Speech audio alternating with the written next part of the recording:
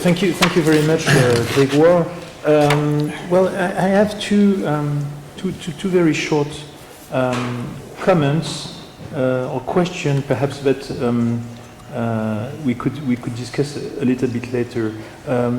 One very briefly. You were mentioning the compliance officers coming sometimes from U.S. authorities, and you have also monitoring programs. And I was thinking these persons have, I mean, it's the case for monitors. This person have the authority to implement decisions made by US authorities.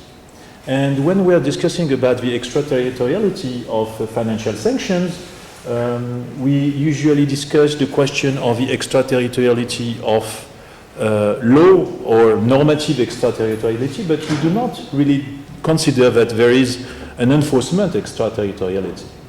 And of course, these persons, the monitor and the heads of the compliance program, were not agents of the United States. But I was reading at the same time Article 5 of the ILC Articles on State Responsibility. The conduct of a person or entity which is not an organ of the state under Article 4, but which is empowered by the law of that state to exercise elements of governmental authority shall be considered as an act on the state under international law.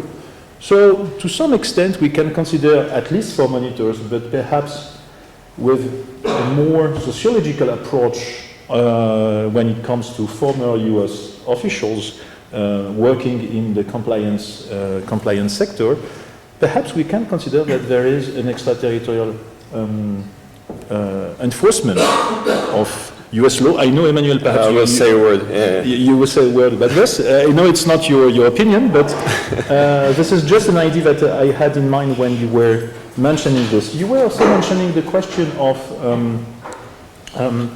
well, the many disciplines that compliance officers have to implement, so sanctions, money laundering, fraud, sometimes also anti-corruption.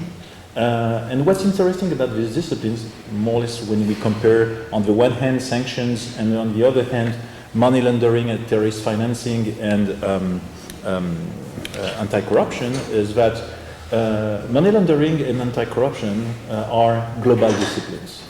With, let's say, global indicators, global rules. This is not the case for sanctions. And when you discuss with some compliance officers, they say how difficult it is to tailor a compliance program that would, at the same time, be operational for money laundering and terrorist financing, and also for the sanctions regime. And I think that it is a very good transition.